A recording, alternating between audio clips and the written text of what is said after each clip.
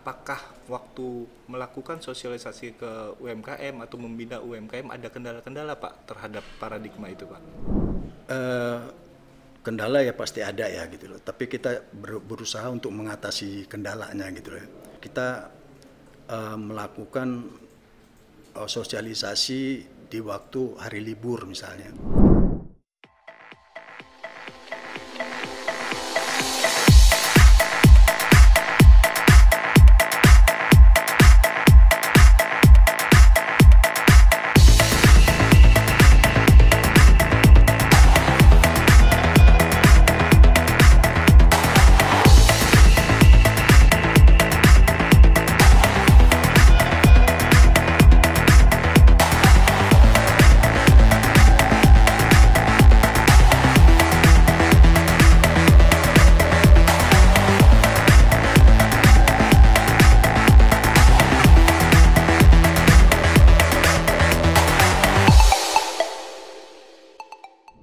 Halo sahabat tangguh, disiarkan dari J Expo Kemayoran.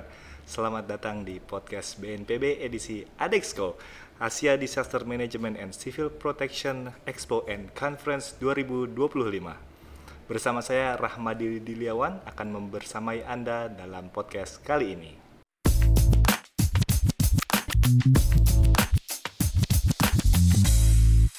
Baik sahabat tangguh, sungguh senang sekali saya bisa membersamai Anda dalam podcast kali ini.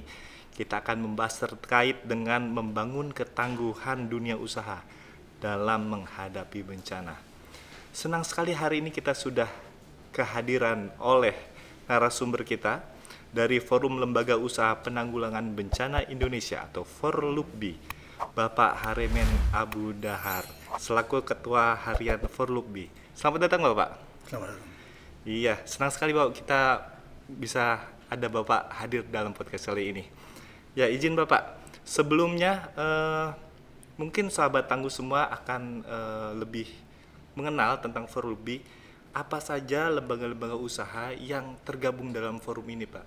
Di bidang sektor usaha apa saja? Baik, terima kasih. Dulu itu ya, awal dibentuk itu tahun 2018 itu ada 38 perusahaan yang bergabung. Itu berbagai sektor. Kemudian pas pandemi dia berkurang tuh. Berkurang, masih aktif sekitar 20. Bukan berarti mereka keluar gitu loh, cuma nggak aktif aja gitu loh. Kemudian sekarang hanya 12. Kenapa? Karena memang aktivitas mereka ada yang pensiun, tapi mereka nggak ada gantinya di Forlukbi gitu loh. Nah itu ya penyebabnya. Baik. Tentunya Forlukbi ini dengan berbagai macam dari berbagai sektor dunia usaha nanti insya Allah akan lebih berkembang lagi. Dan tentunya juga akan semakin banyak lagi yang aktif ya Pak ya. Iya. Iya. Kita juga tahu bahwa bisnis itu harus juga resilience atau harus tetap tangguh terhadap segala suatu kondisi termasuk terkait dengan bencana Bapak. Karena dengan keadaan yang bencana, jika sektor usaha kolaps maka masyarakat di sekitarnya juga ikut kolaps. Nah, menurut Bapak selaku Ketua Harian Forlukbi, kira-kira apa saja tantangan sektor usaha nih Pak dalam membangun ketangguhan melalui mitigasi dan kesiapsiagaan Pak? Kita memang belum sampai ke mitigasi ya gitu loh, baru mengarah ke sana. Tapi kalau kesiapsiagaan ya gitu loh. Contoh-contohnya misalnya Pak? Kesiapsiagaan misalnya di tiap-tiap perusahaan itu dia punya kebijakan masing-masing gitu loh. Walaupun bunyinya manajemen risiko, tapi mereka juga membicarakan masalah bencana alam gitu loh. Mereka juga mengadopsi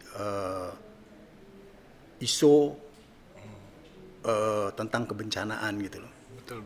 Nah, kemudian di dalam komunitas ini kami juga berusaha melahirkan BCM ya, Business Continuity Management gitu ya. Kemudian dari situ bisa mereka berkolaborasi antar perusahaan gitu ya, saling dukung, kemudian juga saling mengingatkan, kemudian saling bantu gitu apabila terjadi bencana gitu. Terkait dengan BCM itu kalau boleh mohon koreksi Pak, itu Business Continuity Management ya Pak ya? Betul. Itu bagaimana dia langkah-langkahnya agar bisa saling tetap membantu dan terintegrasi Pak? Langkah-langkahnya sebenarnya nggak jauh berbeda dengan apa yang tergambar di Undang-Undang Nomor 24 tahun 2007 ya. Begitu juga di PP 21 tahun 2008. Sebenarnya itu satu kesatuan sebenarnya gitu loh. Cuma bagaimana caranya mengemas gitu aja. BCM ini mengemas dia lebih detail gitu, lebih detail. Misalnya di pra bencananya dia menggambarkan persiapan mitigasi, kemudian kesiapsiagaan, di tanggap daruratnya juga dia menyiapkan pemulihan, kemudian di pasca bencana menyiapkan rehabilitasi dan rekonstruksi. Kalau terkait dengan BCM itu apakah juga bisa mendukung UMKM yang ada di daerah Pak? Betul, bisa. Bisa ya? Bisa. Bentuknya seperti apa bentuk dukungan untuk UMKM Pak?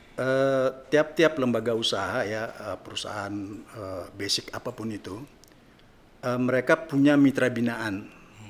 Nah, mitra binaannya itu adalah UMKM. Mereka memberikan sosialisasi tentang bencana, sampai ke pelatihan tentang bencana, kemudian kesiapsiagaan gitu ya. Kemudian menggambarkan potensi bencana yang ada di wilayah mereka gitu loh, sampai kepada kebakaran gitu ya. Bagaimana mereka dilatih untuk menangani apabila terjadi kebakaran. Begitu juga dengan bencana alam. Bencana alam gempa ya, kita ambil gempa saja. Mereka dilatih untuk bertahan terhadap gempa gitu loh. Jadi ada simulasinya diberikan oleh perusahaan-perusahaan itu.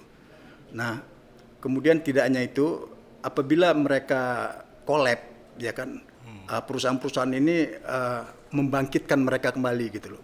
Bagaimana caranya ya membantu UMKM itu agar bangun lagi infrastrukturnya gitu ya, peralatannya mungkin dibantu gitu loh. Kemudian ada pinjaman lunak ya, pinjaman lunak itu apa ya, itu ada di PKBL ya. Kalau di BUMN ada itu.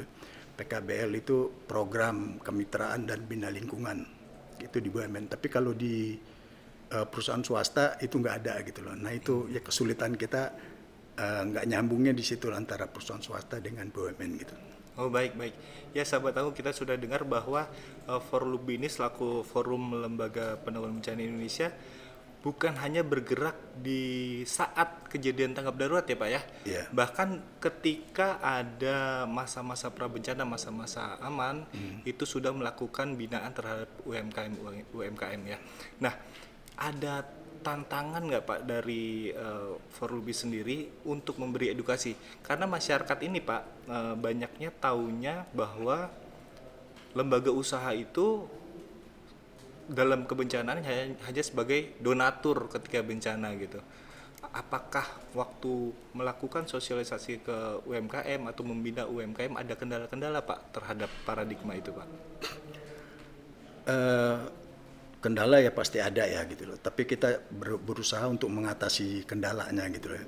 Kendala itu sendiri misalnya kita melakukan sosialisasi di waktu hari libur misalnya. Nah itu mereka agak kesulitan gitu loh ya, karena di hari libur itu menurut mereka ini hari keluarga gitu loh. Sedangkan di hari biasa mereka harus jualan gitu kan. Betul sekali. Ya kan? Betul sekali. Nah akhirnya kami mencoba lah ya supaya bisa berbagi. Kita berikan mereka sembako, kemudian kita kasih mereka uang transport gitu ya. Nah dari situ banyak juga yang datang gitu, tapi nggak semuanya juga gitu loh ya kan. Kemudian dari situ kita bisa memberikan sosialisasi pentingnya dokumen, pentingnya perizinan ya kan.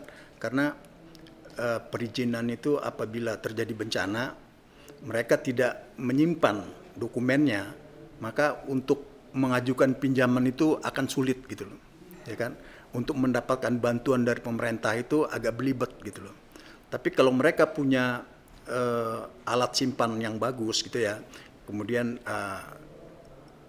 tinggal ngeprint gitu loh istilahnya ya. Nah, itu lebih cepat gitu loh, karena saat bencana ya, tahu sendiri di lokasi bencana, semua orang ngaku UMKM ketika Betul, Pak. ya kan, ketika diminta UMKM gitu loh ya kan.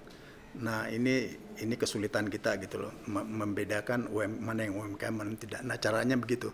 Cara membedakannya itu di dokumen itu tadi gitu loh. Ya kalau di mungkin sahabat tangguh, kalau di keluarga kita harus menyimpan data kayak sertifikat tanah atau kartu keluarga kita kan, suatu terjadi kita bisa membuat itu kembali kan gitu.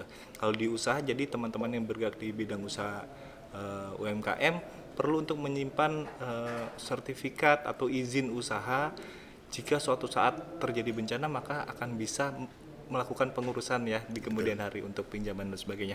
Nah, ada tidak Bapak ya, tips-tips dari Forlubbi nih Pak, agar UMKM ini mau untuk dilakukan sosialisasi terhadap mereka Pak? Ini pentingnya gitu loh untuk UMKM. Di samping untuk keberlanjutan usaha mereka sendiri, juga untuk masyarakat sekitar gitu loh. Kalau mereka nggak operasionalnya mati gitu loh, ini masyarakat sekitar yang biasanya menggunakan jasa mereka itu akan kesulitan gitu loh. Nah, untuk itu kami berusaha dan menghimbau untuk para UMKM untuk mematuhi aturan yang berlaku gitu loh. Itu yang pertama. Yang kedua, mari kita menyimpan dokumen-dokumen kita yang pada saatnya nanti kita perlukan gitu loh. Terutama perizinan usaha mereka, kemudian asuransi mereka biar supaya mereka bisa gampang untuk mengajukan klaim asuransinya gitu loh. Dan kemudian kami juga memberikan pelatihan gitu ya, agar mereka bisa mengikuti dengan penuh gitu loh. Jadi artinya mereka serius gitu ya. Misalnya kita bikin workshop untuk mereka gitu ya, untuk 2 hari, tapi mereka datang cuma 1 hari gitu ya. Itu ada yang begitu gitu loh. Ini mereka merugikan diri sendiri gitu loh. Kita juga paham sih mereka punya keperluan ya. Dia juga harus dagang dan sebagainya gitu loh. Tapi untuk keselamatan mereka sendiri, saya himbau agar mereka mau mengikuti apa yang sudah digariskan sebelumnya. Kira-kira begitu. Siap.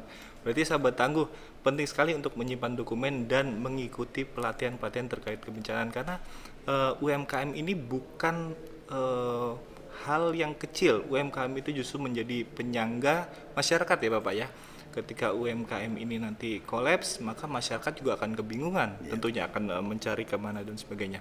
Jika ingin mengikuti pelatihan kepada mendapatkan binaan dari Forlubbi, seperti apa Bapak caranya? Jadi begini, tiap-tiap perusahaan di komunitas Forlubbi dia punya koridor perusahaan gitu loh.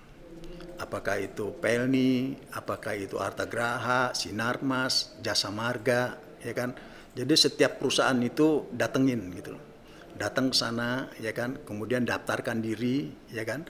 Nah, di sana mereka akan diterima gitu loh. Ya kan, diterima kemudian dicatat, nanti apabila ada sosialisasi, kemudian ada pelatihan, ada workshop, menambah pengetahuan, itu mereka akan dihubungi gitu. Kira-kira begitu, Pak. Oh, baik. Jadi memang dalam UMKM harus aktif ya dalam mencari informasi kepada perusahaan-perusahaan yang terlibat di Forlubbi. Karena memang membangun komunitas itu tidak hanya pada saat kejadian bencana baru kita meminta tolong dan sebagainya dan belum tercatat begitu Pak. Tapi kalau misalnya kita sudah membangun komunitas dari sebelum terjadinya bencana, kita akan bisa lebih tahu, karena kita sudah tercatat di itu, dan untuk pengajuan kebutuhan dan lain-lain akan lebih mudah tentunya. Nah, Program-programnya menarik sekali Bapak dari Forlubi ini. Kira-kira ada dalam 1-2 tahun ke depan sampai 5 tahun ke depan, adakah program utama atau andalan yang akan Forlubi luncurkan, Pak? Kami sudah menggagas ya, Forlubi ya, sudah menggagas bangunan tahan gempa. Seperti yang sudah dilakukan ya, sudah dilakukan oleh Atta Graha, Sinarmas, Indofood, ya, kemudian Jasa Marga dan lain-lain ya. Khusus di Jasa Marga ya, karena saya dari Jasa Marga itu mereka itu jargonnya aman, nyaman, lancar. Aman, nyaman, lancar. Ya, artinya keselamatan pengguna jalan itu harus nomor satu gitu. Nah, untuk itu semua bangunan, khususnya jembatan, itu harus tahan gempa. Contoh ya, yang terakhir dia bangun itu tahun 2018 selesai ya, jembatan Semarang Solo ya, namanya jembatan Kali Kenteng, itu cukup panjang ya. Itu didesain tahan 1000 tahun, kemudian tahan gempa 10 magnitudo. Gitu. Luar biasa Bapak. Ya, nah di lembaga usaha lain kita himbau untuk melakukan hal yang sama gitu loh. Nah kebetulan ya kan di beberapa lembaga usaha lain seperti Astra dan lain-lain itu sudah melakukan juga ternyata gitu loh, bangunan tahan gempa itu. Baik, jadi UMKM nanti ditunggu program selanjutnya dari Forlubi terkait dengan bangunan tahan gempa atau jalanan tahan gempa agar UMKM kita bisa lebih tangguh terhadap bencana. Baik, terima kasih Bapak untuk perbincangan kita kali ini. Dunia usaha merupakan salah satu stakeholders penting dalam mewujudkan Indonesia yang tangguh bencana. Dalam podcast kali ini kita sudah menerima banyak informasi terkait dengan bagaimana sektor dunia usaha membangun ketangguhan. Demikian podcast kali ini bersama saya Rahmadi Dilewan dan Bapak Harimen Abdul Dahar, kami undur diri. Salam tangguh.